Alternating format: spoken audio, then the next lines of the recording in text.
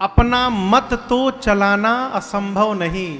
जिसको देखिए अपना मत अपना पंथ बनाए बैठा है, परंतु पूर्ण संयम सहित धर्म की राह पर जिंदगी को चलाना बड़ी बात। शरीर साफ हो जाना कठिन नहीं है माई बाप, मन निर्मल हो जाना ये बहुत बड़ी बात है। और आप लोग सुंदरकांड पढ़ते हैं? कौन कौन पढ़ता है सुंदरकांड? आप में से बहुत लोग पढ़ते हैं।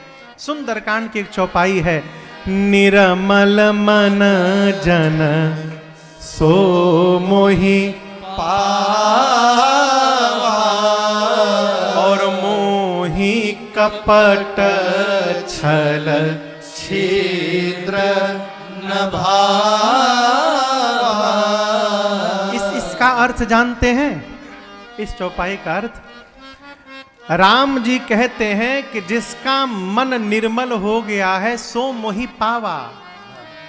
पावा यानी पाया हुआ है, पाना नहीं है, पाया हुआ है।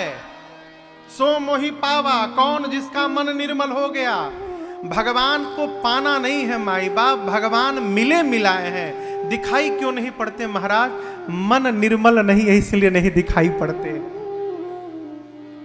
सवेरे सवेरे नहाकर बाथरूम से निकलिए और कंघी करने के लिए अलमारी में लगे शीशे के सामने जाइए।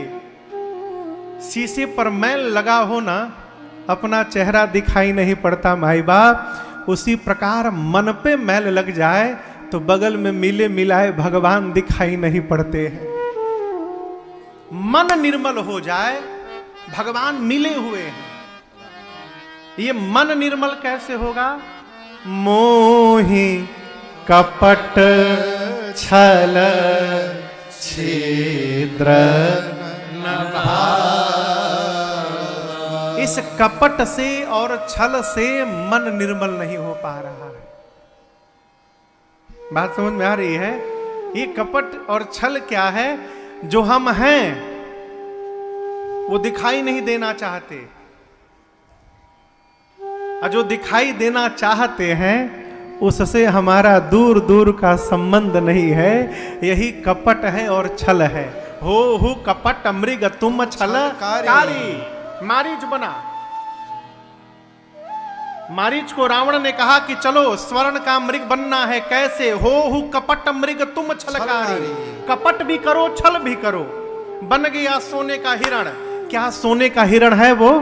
कहिए नहीं है।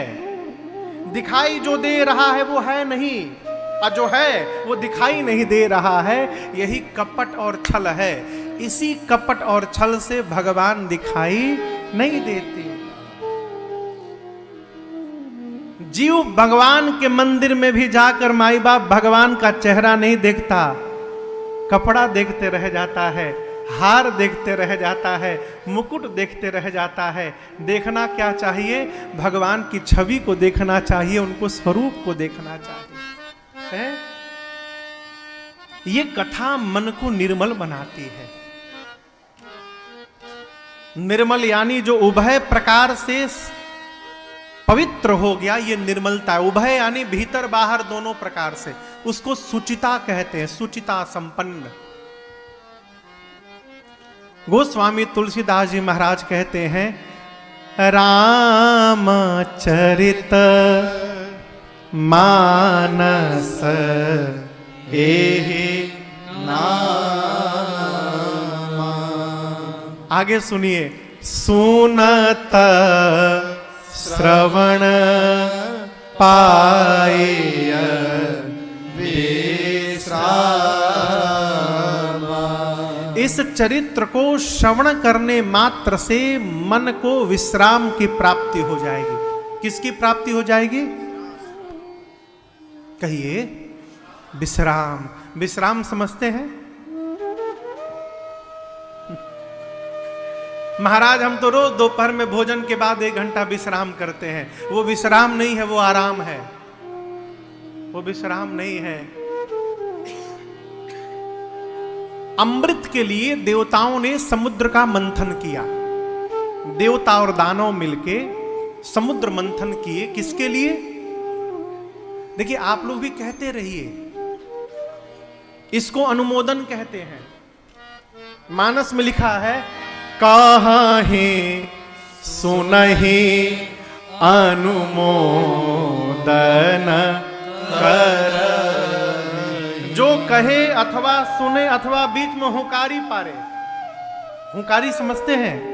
हमारे गांव कलकत्ता में एक चाची थी घर के पीछे, रमा चाची।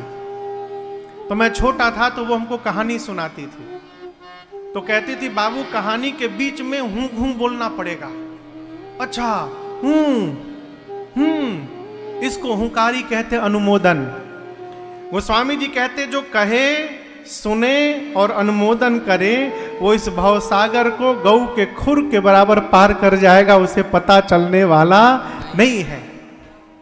तो मैं पूछूं तो बीच में कहा करिए, क्या कह रहा था? समुद्र मंथन हुआ किसके लिए? अमृत के लिए। देवता और दैत्य मिलकर बासुकी सर्प को मंदार पर लपेटा गया, क्षीर सागर के मध्य में रखा गया। एक भगवान कक्षप अवतार धारण किए, क्योंकि बालू में तो घूमेगा नहीं पत्थर। तो भगवान कक्षप रूप धारण करके समुद्र के अंतस्थल पे बैठे और कक्षप भगवान के पीठ पर मंदार पर्वत को रखा गया और बासुकी सर्प को लपेटा गया। एक छोर पकड़े देवता, दूसरा छोर पकड़े दैत्य और समुद्र का मंथन प्रारंभ हुआ अमृत के लिए। पहले क्या निकला? विष निकला। विष निकला तो विष के ताप से हाहाकार मच गया। कौन संभालेगा विष को? अच्छा, बात हुई थी कि जो पहला फल लेगा देवता लेंगे।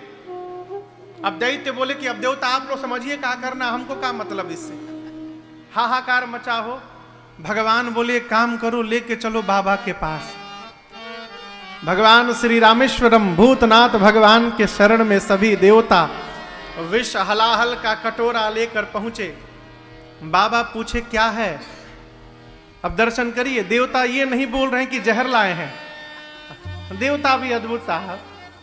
देवता बोले, प्रभु पहला फल निकला है, सोचे पहला फल घर के बड़े बुजुर्ग को सौंपा जाए, इसलिए आपके पास आए। बाबा तो जान ही रहे हैं, अमृत निकलता तो बड़े बुजुर्ग की याद ना आती।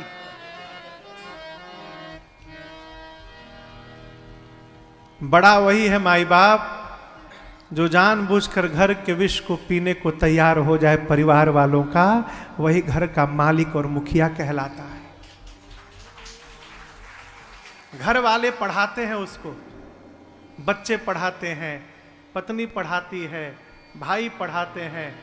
अब घर का मालिक सबकी सुनकर मुस्कुराता रहता है और सुनता रहता है, पीता रहता है। इसीलिए जो अमृत पान किए वो केवल देव हो गए और बाबा विष पान करके महादेव हो गए। ये उसी का परिणाम है। देवता बोले, प्रभु पहला फल आया है, सोचे आपको बड़े बुजुर्ग हैं, आपको भेंट किया जाए। बाबा लिए। अब विष है तो उसका प्रभाव तो होगा ही।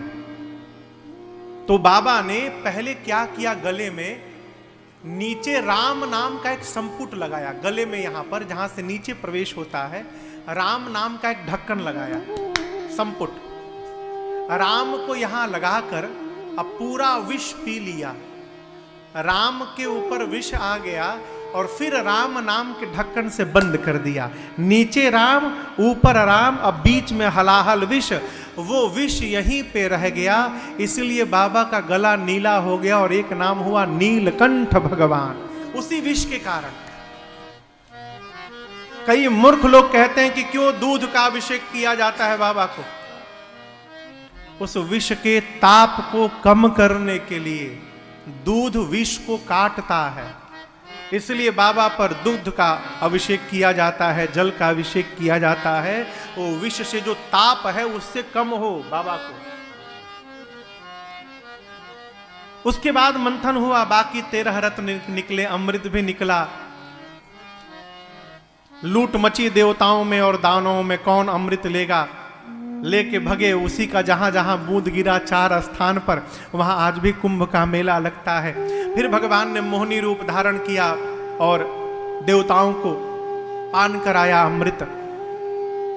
इस पूरी लीला के बाद एक दिन देवताओं को बाबा की याद आई कि हम लोगों ने तो बाबा को विष पिला दिया, हाल चाल पूछा जाए क्या स्थिति है।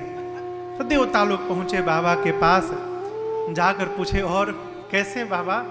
आनंद में। देवताओं ने कहा प्रभु हम लोगों ने आपको विष पिला दिया था और उसके बाद भी आप आनंद में हैं। बाबा बोले विष पिलाए तो और आनंद बढ़ गया। कैसे? मैं पहले से राम को लेकर के बैठा था, आप लोगों ने विष दे दिया, विष को मैंने पान किया, विष और राम दोनों मिल गए तो शंकर को विश्राम की प्राप्ति करा दिए। इससे आनंद हो गया जीवन में। जीवन का वास्तविक विश्राम क्या है माई बाप? समझिएगा, किसी भी व्यक्ति की बात को सुनकर, कड़वी बात को सुनकर हमारी निष्ठा में परिवर्तन न आवे, ये विश्राम है। हम राम के भक्त हैं तो कोई कितना भी कहे, भगवान श्री राम के चरणों की प्रति निष्ठा हमारी अडिग बनी रहे, ये विश्राम है। स्वधर्मे निधनम श्रेयम। जिस धर्म में जन्म मिला है उस धर्म के प्रति यदि सम्मान है और गौरव अनुभूति होती है जीवन में, यही विश्राम है जीवन का। और ये प्राप्त कैसे होगा? सुनत श्रवण पाय विश्राम। ये कथा ही जीवन में विश्राम प्राप्ति कराती है। और याद रखिएगा, विश्राम मिल जाने के बाद बड़ी सूक्ष्म बात निवेदन करूं, जीवन की सबसे बड़ी समस्या का कारण जानते हैं क्या है? जीवन की स्थिति परिस्थिति बदलने के साथ साथ हमारी मन की स्थिति भी बदलती रहती है। विश्राम क्या है? जीवन की स्थिति भले बदल जाए, जीवन की परिस्थिति भले बदल जाए, भगवान की कथा मन की स्थिति को बदलने से रोकती है। यही विश्राम है। हमारा मन भगवान में निष्ठ है तो निष्ठावान रहे। देखिए, कथा का परिणाम ये नहीं है कि बीमारी नहीं होगी। भगवान के भजन का परिणाम ये नहीं है कि हमको कभी दुख नहीं होगा, सब होगा। शरीर मिला है तो व्याधि भी होगी। शरीरम व्याधि मंदिरम कहा गया, ये व्याधि का भवन है। जीवन है तो सुख दुख दोनों होगा। तो फिर महाराज कथा सुनने के बाद क्या होगा, क्या लाभ है? इसका एक ही लाभ है माई बाप, दुख आने पर मन विचलित नहीं होगा और सुख आने पर मन बावला नहीं होगा। यही कथा का लाभ है। और क्षमा करिएगा, खूब पढ़ाइए बच्चों को। थोड़ा और कठोर बोलूं, किसी के पढ़ाने से कोई पढ़ता उड़ता नहीं है। सब उतना ही पढ़ते हैं जितना जिसको पढ़ना होता है। पढ़कर बहुत तेज हो गया और जीवन में शालीनता यदि नहीं अवतरित भई तो वो पढ़ाई किसी के लाभ में आने वाला नहीं है। और यदि शालीनता हो गई तो कम भी पढ़ा रहेगा, जहां रहेगा समाज के लिए हितप्रद व्यवहार करता रहेगा, इसमें कोई संशय नहीं है।